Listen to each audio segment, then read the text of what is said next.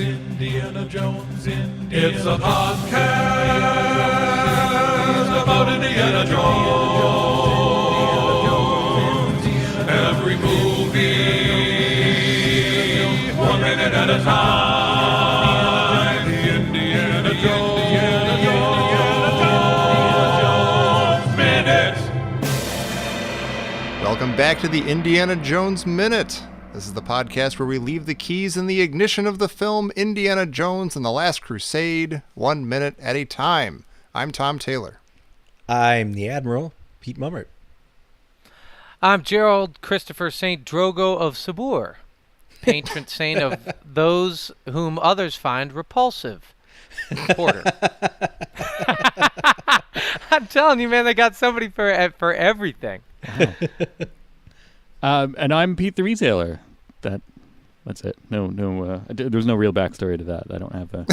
I'm not the retailer of. We don't find you repulsive. I wasn't suggesting that, but now I'm worried. Lovely. Yeah. It's like poetry. It rhymes. Right. Well, welcome back to the show, Pete. Thank you. Thanks for having me back. Oh, I'm glad to be here. You are not only the last of the Star Wars Minute hosts to be on this season, but you're also the last of the ABC Devo hosts to be on this season. All right. That's me last. Yeah. Let's just say we saved the best for last and leave it there. Yeah, I'm the anchor. I'm in like a tug of war. Like the last guy is the important guy who prevents the thing from falling apart. Also, I'm already confused because when you say welcome back, Pete, I'm already like, whoa, did I fall asleep? Yeah. Oh, man. Exactly. I've told you this before, but every time listening to your show drives me crazy sometimes. All right, Pete, so where? I'm like, wait, what? I'm on? What? I'm like, I don't. I'm driving. Leave me alone. All right, we'll try to all keep our sanity today as we discuss minute 83 of Last Crusade, which begins with Alexei Sayle ignoring Donovan's precious valuables and ends with Elsa telling Donovan that they have no time to lose. So Donovan says, precious valuables, Your Highness, donated by some of the finest families in all of Germany. And in the script, donated is even in scare quotes. So I think it's pretty clear that these items have been confiscated from Jewish families. Oh. And I just want to really? point out that if we held any reservations that Donovan might just be using the Nazis for his own ends, I think we can put that to bed. I think Donovan is a bad guy, no exceptions. He's got the pin and everything. Yeah. In my notes, that as I wrote it, I put exactly the same quotes around donated. I was like, yeah, I'm sure they're donated by some of the finest. Right. Yeah. And they're not really presented as precious valuables anyway. They're like just in this suitcase. Yeah. Chunked together. Cardboard box that says valuables on the side, like with like a moving real valuable U-Haul sticker. Yeah. And Vogel doesn't even want to touch him. He like picks him up with his riding crop. He's like, I don't want to touch this thing. Yeah. Well, the story is really kind of weird, the little narrative that Donovan implies here. It's like, so it sounds like there was some sort of march of dimes among the wealthy Germans, to all come together, to bribe the Highness of Hatay, like they all got together, with like a drive. And it'd be like, no, we need to get that Grail back. We need to bring the Grail back here. I mean, it's just a very implausible little setup or story. Well, the Nazis were unfortunately quite good with their euphemisms. It's like, I'm sure they had, I'm picturing like a radio, like a pledge drive for public radio. They're like, remember, like we're matching all donations of gold and treasures right now. Our goal this hour is to get, 40 ingots. That's kind of that's how it comes across. Like the finest families in Germany got together. I like all the old-time telephones are ringing in the background. Right. Yeah. Exactly. Before we get back to springtime for Hitler, we just want to remind you one more time why we're here. There's a guy in the retinue here that has a bird of prey, which I think is pretty cool. Oh, what are you talking about? Really? Oh, I was hoping you wouldn't catch that. Oh. Second 15. That was one of my favorite little he literally has tidbits of a this bird. movie. Yeah. Oh, weird. What, did you think he had a model of a Klingon warship? I thought he had some awesome T-shirt with like a Klingon bird of prey on it. Well, so Pete, what is it? I don't know. I can't quite tell. So is he just like the royal falconer? Or Yeah, like the that's my royal guess. turkener? What? Why is the bird part of the procession? Well, maybe the bird is maybe the bird outranks the guy. Like the guy's just there for the bird. yeah. It's the royal bird True. toter. Yeah. Do you think they're sitting there like, God, why do we have to hang on to these stupid traditions? I can fly. Why do I have to have this guy attached to my feet all the time? It's ridiculous. Well, if you look at the hood ornament of the Rolls Royce, it looks like a bird with a little hat, like the bird of prey too. Oh. Well, how do you know that's a bird of prey and not a bird of peace? Yeah, a black dove. I think Henry killed all of those on the beach. Oh, that's true. Oh. Fair enough. The entire flock of seagulls. And for a kind of a royal retinue here, these two soldiers look really kind of not well kempt. Like they've got like no undershirt on. They've just got their jacket buttoned over a bare chest. And they range from kind of scruffy to like really buttoned down. Yeah. And it's weird. There's even a huge difference in like fez heights and girths, I'm noticing. And like the Sultan doesn't even have the tallest one. He's got kind of like a squat by comparison fez, and everybody else has got like very tall, almost ridiculous fezzes. It's weird. Oh, wow. Yeah, they're pretty you're high right. up there. all fez, no falcon.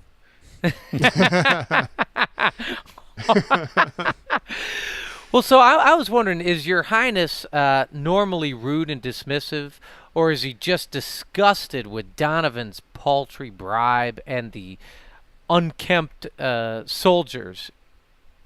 Maybe. I think he's pretty much dazzled by that Rolls Royce. I think when they pulled up, he was watching from his bedroom window, brushing his teeth, and he saw them pulling. I was like, "All right, I know how this is gonna go." Mm-hmm. Yeah. What's interesting is that do we always portray Your Highnesses in these Indiana Jones movies as bored boors who just yawn at their visitors? There's a lot of it that. reminds me. Yeah, it reminds me a little bit of the Temple of Doom. Yeah. Right. The Remember Maharaja. Uh-huh. the Maharaja. He just the visitors show up, and he just can't be bothered. He doesn't care at all. Yeah. Although both times it is kind of giant outside powers coming in trying to dictate things. Yeah, I think that's more That's what they're true. reacting to is the kind of like, oh, great, the Yeah. fancy, like Westerner just coming in and being all,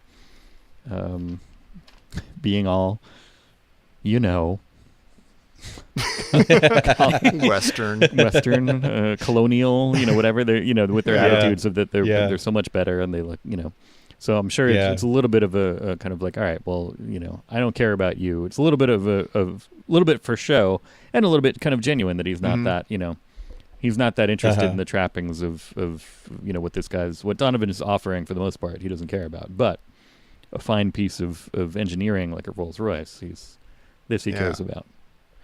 Do you think maybe he doesn't even care about it that much, and he's just sticking it to Donovan? Well, all of his facts about the Oh. car are wrong. Everything he says about the car is wrong. Oh, really?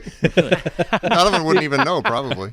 Well, I think Donovan had an advanced scout because it seems like when he says the keys are in the ignition, Your Highness, like it seems like they were expecting this. Like it's almost like they know, well, this really? guy loves Rolls Royces. Let's just have this in reserve.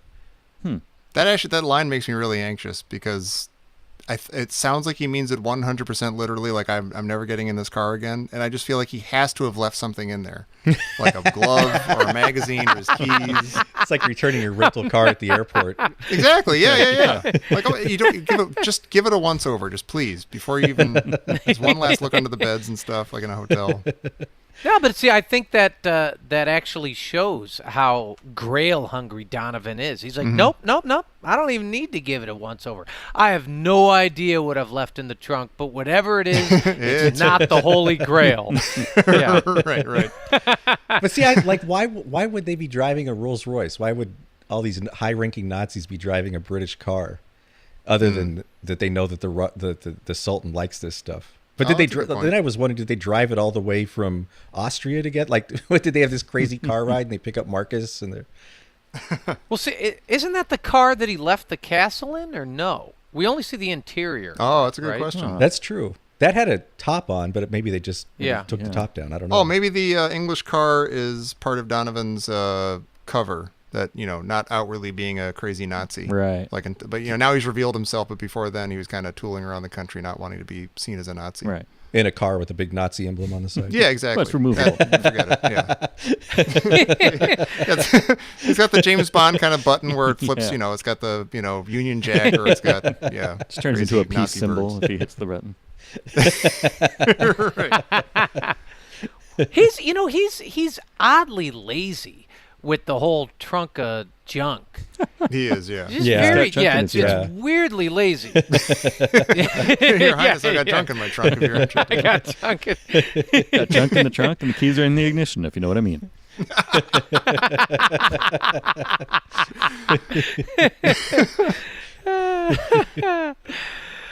What does this scene say? Like, is it comical, or is it again? Is it like another one of those fake outs? Like, even this remote republic, you can get car and driver. Like, what Right. like, does this show us that, like, the Nazis are just terrible at diplomacy, or is this a comment on, the 70s and 80s Middle East, like the sultans and such? They really covet, material goods from the West, because this came out in 1989. Yeah. Yeah. And I'm wondering, is it really more of a reflection on sort of how, I guess, Westerners viewed the opulence in the Middle East back in the 80s? Right. I remember that was a big thing. Like all the Saudi princes had Rolls Royces. Like that was kind of No, a- exactly. yeah. That's what. Thank you. I'm not totally naked here and stupid. Look at Jerry. Right? Isn't that what you kind Like of? they all were really into like Dallas and stuff, right? That was Yeah. for real. That was a big thing. Like friends that I have who grew up, kind of in the Middle East, they're just like, like Dallas was huge. Everybody loved it. Listen, I gotta be clear. I don't think there's any corner of the world that Dallas wasn't huge. Right. No, it was massive. Even I was a little kid, and I got to stay up late and see JR get shot. It Oh, Wow. was awesome. Wow. Oh, yeah. Really? Yeah. I know you understand this, Pete. You and I both loved the opening theme song to Dallas. Yeah, I always got to stay up and watch the opening theme song. Oh, and nice. they'd show Texas Stadium, like, oh yeah, this is cool. And then as soon as the song was over, I'd go to bed. Yeah. We played that was in the appropriate. grade school band for like 3 years Oh, straight. wow. It was all just eighth note. I was playing drums. It was just all eighth note.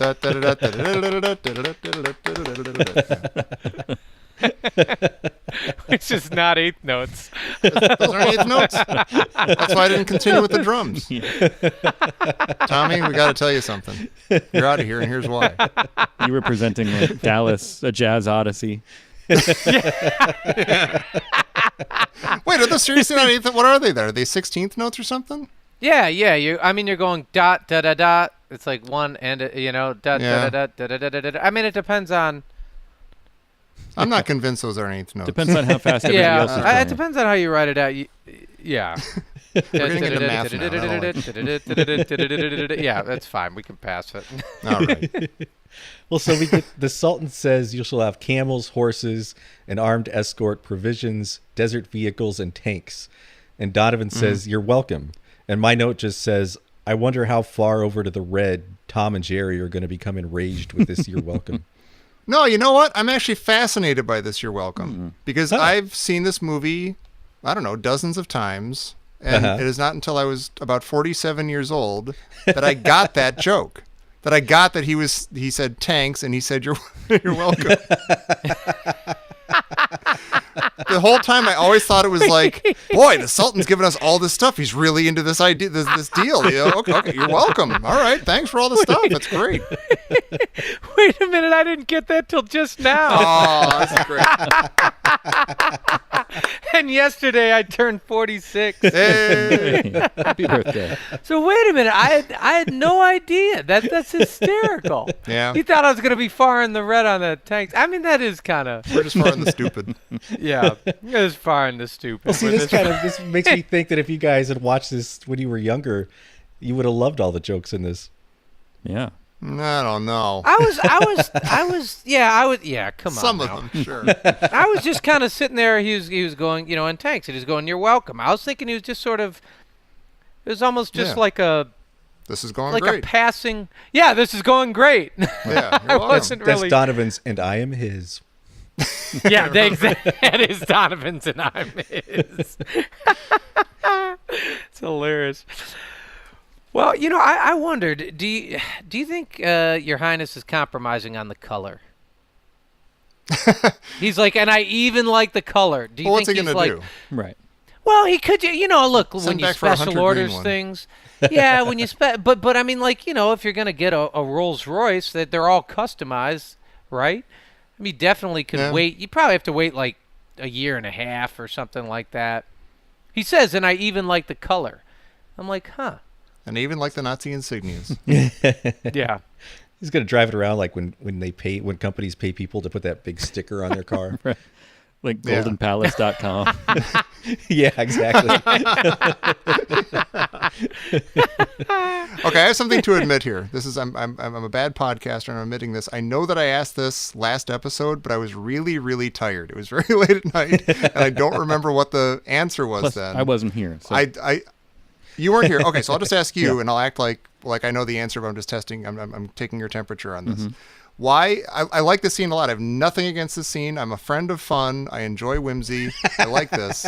But like, this is a fair question. Why is this scene in the movie? Wait, which Pete is that? Oh, Pete the Retailer. Yeah. That's right. We need that Pete to answer. Because I think don't Pete trust was this here. other Pete. I mean, it ostensibly it kind of lets you know where all of a sudden they get their supplies from. I mean, not that anybody ever accused the German army of not kind of having enough machines of war, but Yeah. I don't know. It also kind of a little bit of like a transition, I guess, right? So you're not just kind of going from one to the other, maybe, and giving. Also, maybe it is intentionally kind of showing Donovan as a little bit more of a jerk than not just a neutral player. Yeah. Oh, maybe. Yeah, I feel like Spielberg might have leaned into that a little bit. Right. Yeah, I mean, there are a lot of little bits that come out of this scene. Yeah, like that, and like at the end of the scene, Elsa tells him, "Hey, we got to get moving" and stuff. And yeah, exactly. It explains why they have all these crazy tanks and stuff. Although, yeah, I would never in a million years be like, "Where did the Nazis get all those tanks?" But I also think it's kind of a huge reveal that Kazim is standing here. Oh, sure, that's Right. actually like huge. spying. Nope. Yeah. I'm with you. I don't understand this scene at all, and I don't understand a lot about this scene. And it's a scene that I like too. But how is Kazim there? How did he get there? Like, Oh, he has his ways. honestly, what the hell does Kazim's resume look like? Where he can deplane in the Republic of Hatay and get a job in Your Highness's courtyard? Yeah. Well, is the Brotherhood of the Cruciform Sword based in Hatay? Like maybe this is where they're based, and maybe all these guys wearing fezzes are part of the Brotherhood. Yeah, it could be. I wonder. Of course, I wondered that. And then you feel stupid. You're like, so every time I see a fez and a mustache, you know what I mean? Or maybe Kazim doesn't normally wear a fez, and like there's so many people around Europe wearing fezzes that he's just like, well, they'll just see the fez. Like Right. this is the perfect cover. Like I'm Yeah. just blending in wherever I go. Yeah. These guys are all wearing fezzes. I'll keep my fez on. I'm a ghost. Before we let Alexei Sayle disappear, we got to talk about Alexei Sayle because we love him. But yeah, that was my next reason for why this scene exists is because like whenever you get a reason Just to watch Alexei Sayle for a while. whenever you need an excuse, like you don't need an excuse to have Alexei Sayle show up in the kind of mild brown face for some reason. Right. Because he made a habit of that.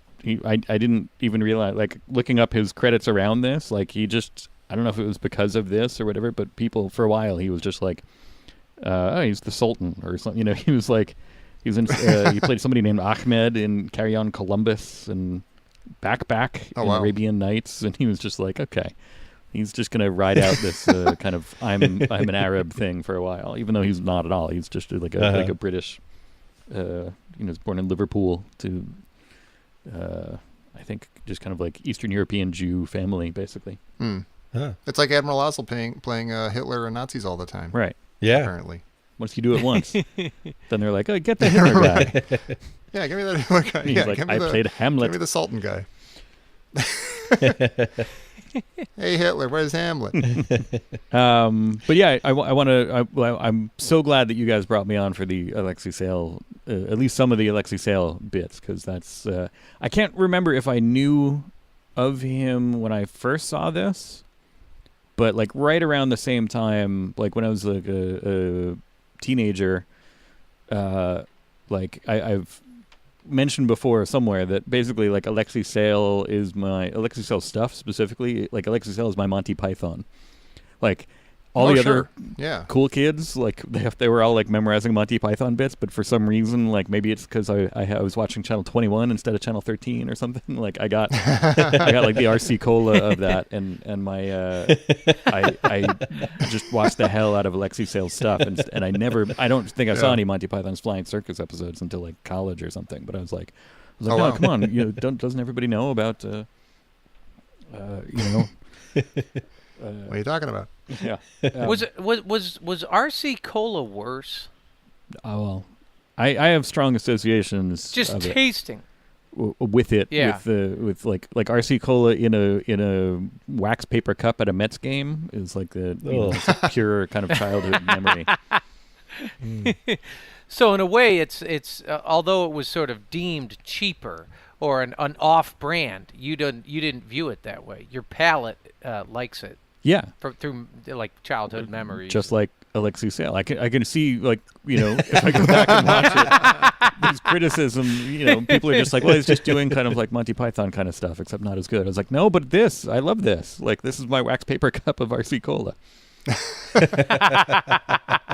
No, so did you discover him through the Young Ones? Was that your first? No, I didn't see the Young Ones until later. Oh, wow. Too. I literally was just whatever public television station. I think it was Channel 21 was. Which is one night I just happened to be flipping around, as you do when you're a teenager and you've got nothing to do. You either sniff some glue or you watch public television. Or both. Yeah. And I just happened upon it once and I was like, this is hilarious. And so I made an effort to catch it. It was never on kind of like the same schedule. So I would just kind of like randomly, like I had a VHS tape ready to go. Anytime it was on, I'd be like, okay, record. And then like every once in a while would meet somebody else who had seen it. And we just had this moment of like, look out, here come the lobster man. And That's awesome. But yeah, so I want to heartily recommend Alexei Sayle's stuff. Although you might need to view it with a historical lens now because it's like, it's kind of like Monty Python, except maybe not as good sometimes. And then also, like, a lot of the jokes are about, 80s politics. So there's a lot of jokes about Thatcher. Yeah. That's funny because I think I only know him from this and from the Young Ones. Yeah. And I just looked it up. too. The Young Ones started showing on MTV in 1985, so I guess I would have known him before this came out. Yeah, I didn't have, my grandparents had MTV, but I didn't have cable. So when I went over there, I'd watch a lot of it. But I never Wow, caught how crazy. Wait a minute. How crazy that your grandparents had MTV. So progressive. just MTV. Yeah. How did that I work? don't have cable, just MTV. It's like my grandparents had Penthouse. MTV and Penthouse. Right. Exactly the same thing. Well, I remember when we came out, it was like, it was kind of like a little bit in my household. There was kind of a frown when MTV was on, which was on non-stop. Oh, yeah. Because I had two older sisters, and Well, you couldn't You know, believe it your just eyes when it started. first came out. You're like, oh my yeah, God. you this couldn't is believe your eyes, and so it incredible. was kind of like you need to turn that off. Like it didn't get too hard or whatever, but Yeah. it was like, come on, turn that off. How many times can you watch That's Union silly. of the Snake in one afternoon? It's every half hour. Let's go outside. Exactly. I gotta say though, as a teenager, like 120 minutes was my lifeline. Like that was Yeah. great TV. I mean, I had similarly. I was 120 minutes adjacent. I went from Headbangers Ball into like Alternative Nation or whatever. So I kind of skipped that over. But a lot of my friends were 120 minutes, definitely. God, I loved Headbangers Ball. Yeah. God, do it, Tommy, do it. Jun, jun, jun, jun, jun, jun, jun, jun, jun, jun, jun, jun, jun. And then they had the other one that was Doesn't the guy just like Motorhead? completely get it in the nuts on a bike or something? Yeah, he does. He falls off a bike. He's on a bike and he falls off a roof. And they do it slow motion while they're playing. I think they punctuate it too with like a. Right. God, I love my Bangers Ball. What a treat to have you on, Pete. Yeah, we love Indiana Jones. Yeah. Indiana No, Jones. one funny thing about he had like a running thing on the young ones where he would show up as I still have like such a VHS memory of the show that I don't remember if he was on like 100 times or just once, and I'm remembering that one episode. No, he was on. But, I think every episode, or close to it. He was or on a every bunch, other, yeah. or something like that. But he had a thing like Neil was going to go become a cop, and like this guy who was dressed up as Mussolini was, Alexei Sayle was like the recruitment guy, and then he does like a little bit afterwards, like a little stand-up thing about everybody thinking that he's Mussolini. And so I was thinking, like, when this movie was coming out, and all the nerds reading Starlog and like getting ready for the movie and finding out stuff of pre-internet age, like oh my gosh, Alexei Sayle's going to be in it? And it's like 1938 something? Like, is he going to be playing Mussolini? That'd be incredible. Is Indiana Jones going to meet Mussolini? Be careful what you wish for. I know, exactly. This is totally way far You said it afield. was- I'm taking this, I'm sorry, on another tangent, but you guys familiar with the although it's kind of related because there's Nazis and stuff, the SNL sketch Time Boxer? No. It was... No, I want to be. It was in the weird, the second weird changeover season. So the one that had Chris Elliott and Jeanine Garofalo and Oh wow. who are the like Michael McKean, like all those guys. Oh yeah, So- that was super weird. But there was still like holdovers from Like Robert Downey Jr., right? No, Or that's the something? first weird changeover season. Oh, that was the first weird one. Okay. This one, like, so there was still like holdovers from like kind of the late '80s, the peak of the kind of classic revamp Renaissance era. So you have, all right. So Time Boxer, George Foreman was the guest. And so they did a boxing sketch, and he was Time Boxer, who's like a boxer who would travel through time. And he goes back to like World War II, and you have Chris Farley playing Mussolini doing the announcing, and George Foreman, as George Foreman, boxes Mike Myers playing Hitler. Oh my god. And I'm trying to. There's other like weird casting issues. It's bizarre and wonderful, and it's just like, and there's a little like catchy kind of like Time Boxer like theme song because it's like a That's awesome. TV, like a '60s sitcom almost. Yeah. Yeah, it's a really weird. I need to watch it again because it's fading in my mind. But it's that so George Foreman and Hole, where that was the musical guest. I clearly remember that double billing. Wow. Yeah. Anyway, Nice.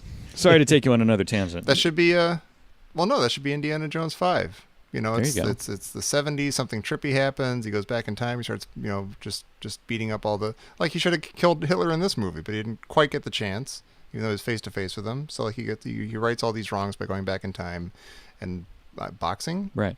people, I guess. Villains? Yeah. Well, to bring it back to the minute, I think if we're going to honor great comedic sketches, I do like that when Donovan's walking along this portico, he passes a tapestry and it seems like he tips his hat. And I like to think he's honoring the fallen butler. Wow. That's probably it. Oh yeah, I see it. That's probably. You know what is interesting is in this minute, we actually figure out that the Holy Grail has a price. It's the price of a car. Yeah. Like Well, a that's really it. nice Yeah, car. we discover its worth. Yeah, a really, really, really nice car. A Yeah. really nice fake car. That's Yeah. got Nazi stuff on it. Does the Sultan already know about it? Because it seems like the Nazis are putting all their cards on the table here. Like they're saying, oh, we're going to go get the Holy Grail and get eternal life. Like Yeah. it seems kind of odd that he would just say, sure, unless he already knows about it. And maybe he goes and has dinner there once in a while. Well, I think he just thinks it's like it's all a bunch of hokum. Yeah. He probably doesn't believe in Yeah, it he's at all. like, sure. That's like, Yeah. if somebody was to be like, hey, I'm going to give you this, super fancy car, if you can, lend me the tools to get to, this holy item of, I'm trying to think of a a comparable. If somebody was like, hey, I need to, I'll give you a super fancy car. I need all the materials because I'm going on a trip to find Xenu. You'd be like, all right, whatever, Right. dude. Yeah, I'll take that car. Right, Here, right. have a tank. Like, whatever. Yeah, you're welcome. Because I don't, but then they went and they found it, and Xenu, they saved his dad with Xenu.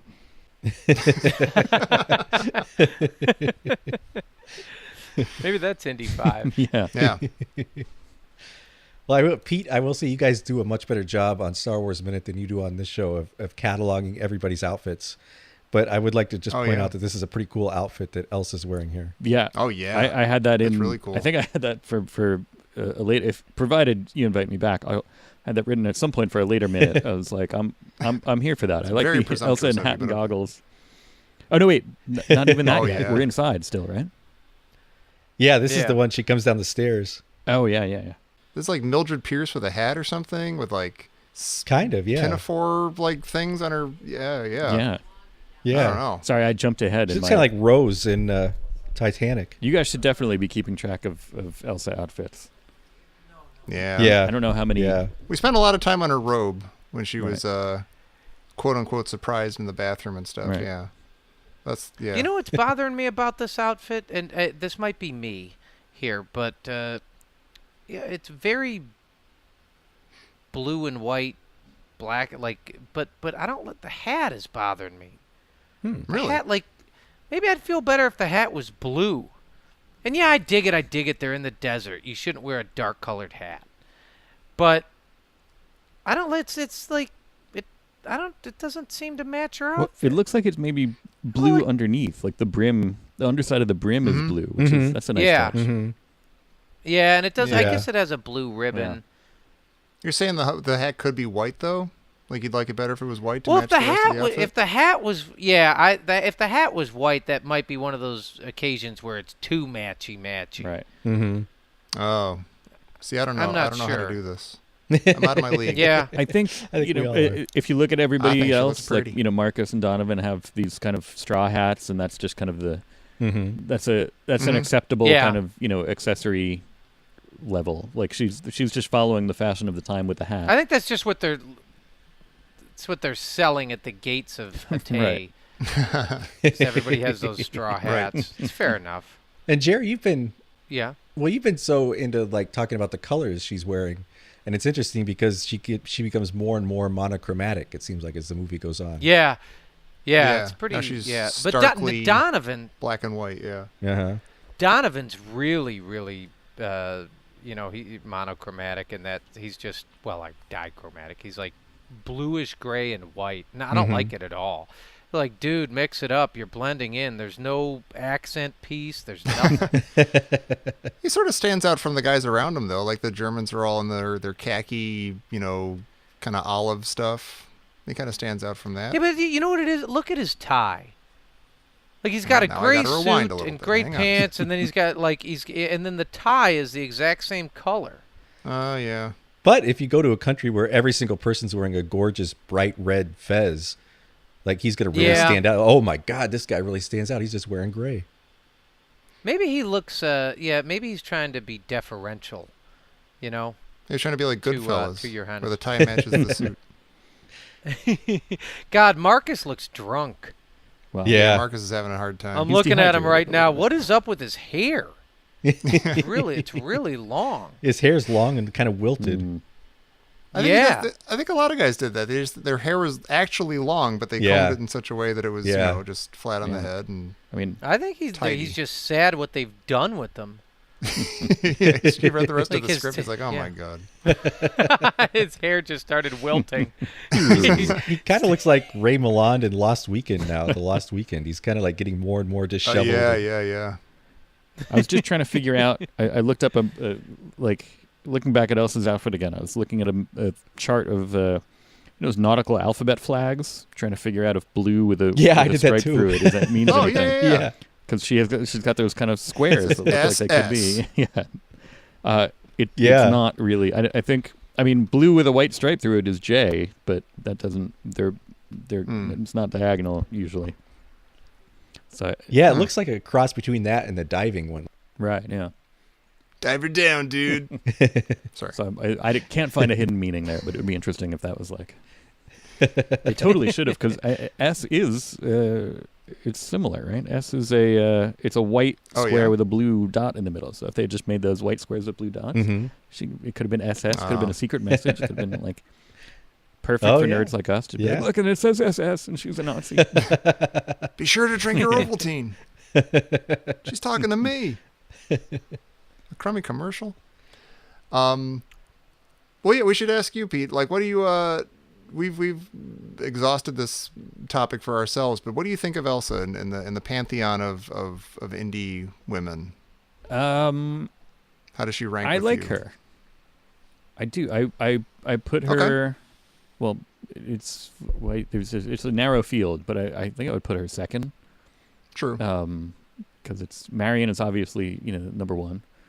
I definitely like her more than Willie Scott. So. And I can't remember. There's nobody else. There's no like secret other people in like. What's her name from? I can't even. Never mind the character's name. I can't think of the movie's name. I was like, what's her name from the other one? Does she count? And if I can't even think of it, then probably not.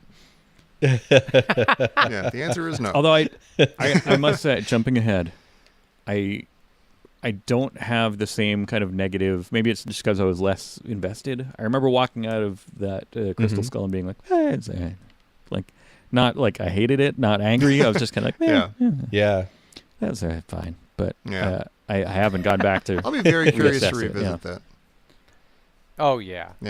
I was shocked. I watched it recently, and I disliked it much less than I remembered disliking it. And I wonder how much of it is that people are jumping onto the bandwagon of how much they dislike it, because I don't think it's a terrible movie. Like, it's got some terrible parts, but overall I don't think it's nearly as bad as it's portrayed to be, or as I remember it to be. All right. Sounds like a challenge. Didn't mean to take you again on another. I just like to go on other people's shows and wreck their format, take them all on different tangents, and thank you, and start talking about other stuff. You're playing the long con. Yeah.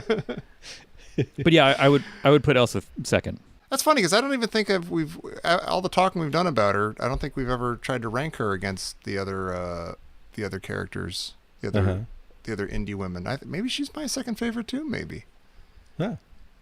Kate Capshaw got very charming to me, but I still didn't like Willie. Right. Yeah. But I'm really there's something sad about Elsa, because she didn't become like no one really thinks about her much, as you know. She's sort of the second fiddle to Henry Jones in a way, and there's an underdog I would sadness say there. there's no one in this movie is memorable except for Indy and his dad. And when anytime people think of this movie, that's pretty much all that they're thinking about. Not even Kazem. And they're like, oh, there's a Grail Knight at the end. Oh yeah, right? that guy. Yeah, sure. Everybody Like, knows. that's what Everybody people knows the Grail Knight. Everybody knows the stamp. Yeah, I think guy. of the stamp guy in the library. I think of You mean the main characters, right? The main characters, the stamp guy, the Grail Knight. Yeah, no, you're right, and that goes to show you, like, who's the bad guy? You're like, I don't know, like I think some guy, like a wet sock. Wasn't that the one where they were fighting a wet sock? Yeah. They had to wrestle the Grail away. From a wet sock. It's just there's no Belloc, there's no Tote, there's no. We've talked about this a lot, but there's nothing to really sink your teeth into in terms of and again, Indy and his dad are fantastic, and maybe too good. I think Donovan is really good, because he's playing that kind of, am I really a jerk? Because he starts out as a colleague, basically, like, and then is, he walks that line. He doesn't have a wide swing, like, he doesn't go, arch with it, but he's. I think he's good in that regard, playing that kind of questionable, that like Destro-esque of like, wait a minute, you're kind of a bad guy, but you're only really in it for kind of, you're not bad because you're evil so much, I don't think, but you do some bad things. Not defending, obviously, the Nazi characters here. I'm just saying he's got interesting character wrinkles. We read you loud and clear. Well, I think you know what I think, like, I sure as hell don't want Donovan to have a tagline. But I wouldn't mind a little subtle signature or something. Yeah, I just backed up my explanation in my head and realized that what I was describing was something that was Belloc, but Belloc did it much better. So I was like, Yeah, wait a minute. I was gonna say Belloc. Yeah. Well, yes. All right. So no offense to general viewers, but he's basically a poor man's Belloc. No, and but you know what? We get to know a little bit more about Belloc through his conversations with Marion and the dinner, and even his conversations with Dietrich, and even his distaste for the Nazis. I mean, you get to know a little bit more about him. Donovan's a little milk toasty.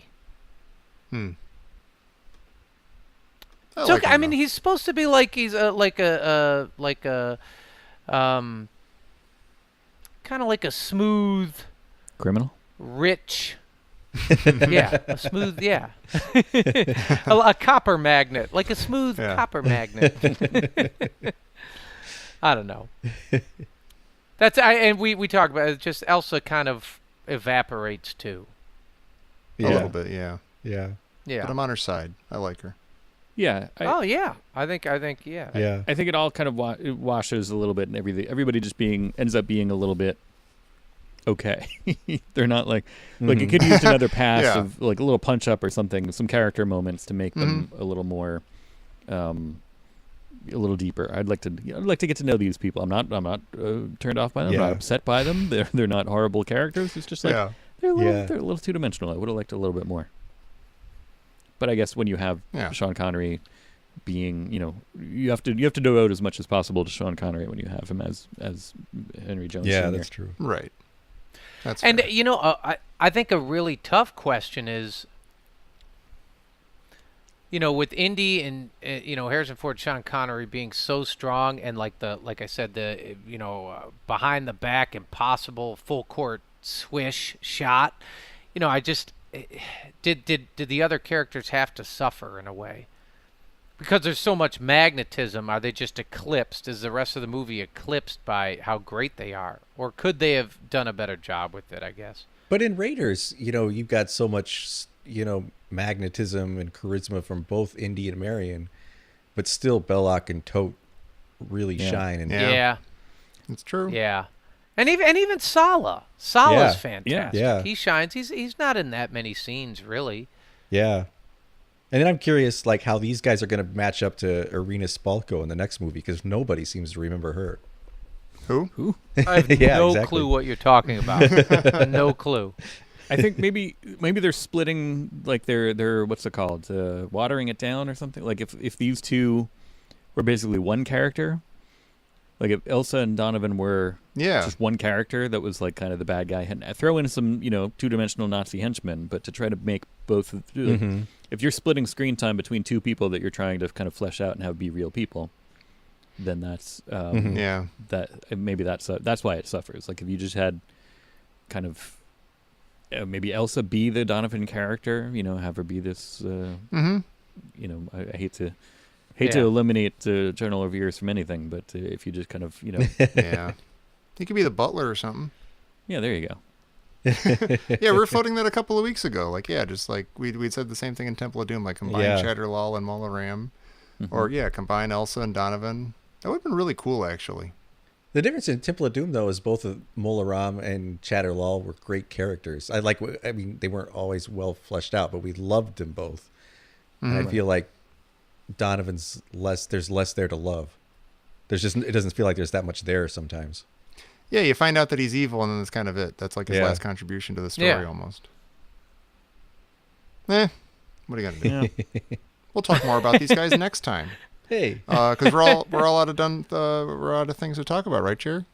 There's nothing else. Wait a minute. Speaking of contributions. Oh my God, I almost forgot.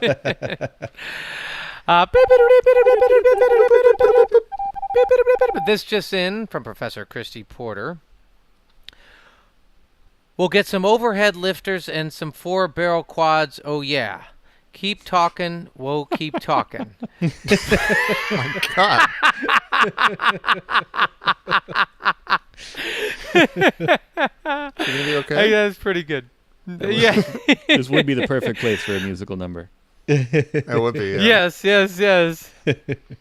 I do have to say, like, every time he's going through the litany of the car, like the details of the car, I always hear Dan Aykroyd in my head from the Blues Brothers, like cop shocks, cop brakes, cop suspension, from a year before catalytic converters because it runs normal and regular gas. Okay, you're on the spot. Can you do it, Tommy? Can you do the the song that kicks it, the phrase that kicks it all off? It was Grease Lightning. Oh, really? Wait, really? Wait, You can't I was supposed do to it? do that? Wait, we're talking Grease now? Wait a minute. Oh, yeah. When did we get to Grease? Well, what the hell do you think I was talking?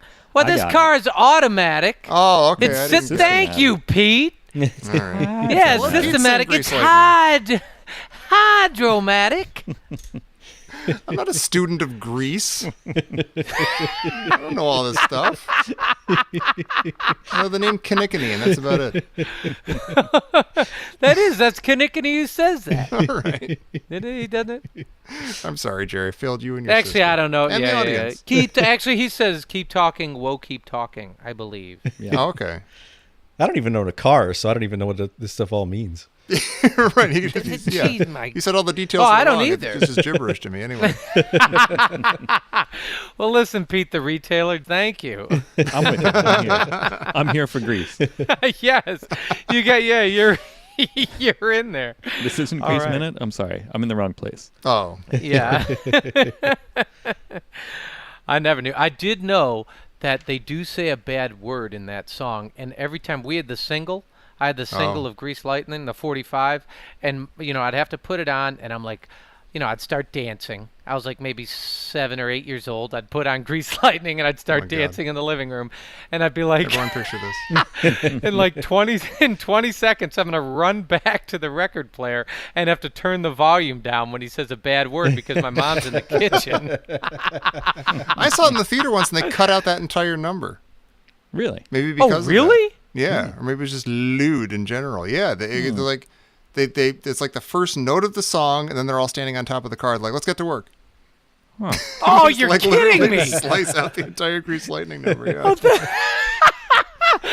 What's so lightning about that? I don't know. I think there's some innuendo in there that you didn't pick up on, Jerry. You're so My concerned God, with that. it's like the best that part of the bad word. movie. One of them. Yeah.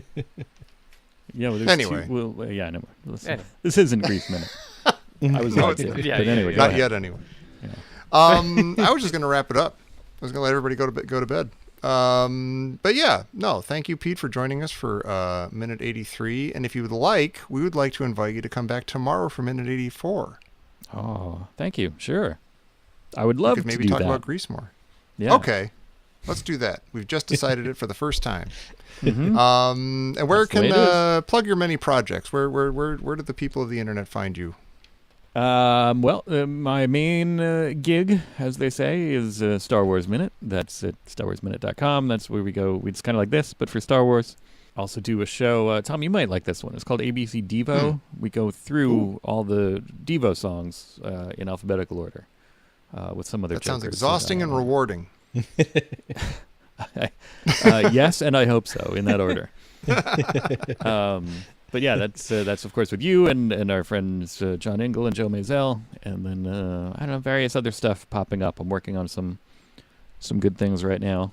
What can I not? Oh, I've been behind the scenes working on a tech podcast called Here's an Idea for Tech Briefs, which is it's monthly. It's a little kind of magazine style tech podcast that I'm very kind cool. of producing. So check that out. It's not the podcast called Here's an Idea by the Cyanide and Happiness guys, which came out like 2 weeks after our first episode. Oh.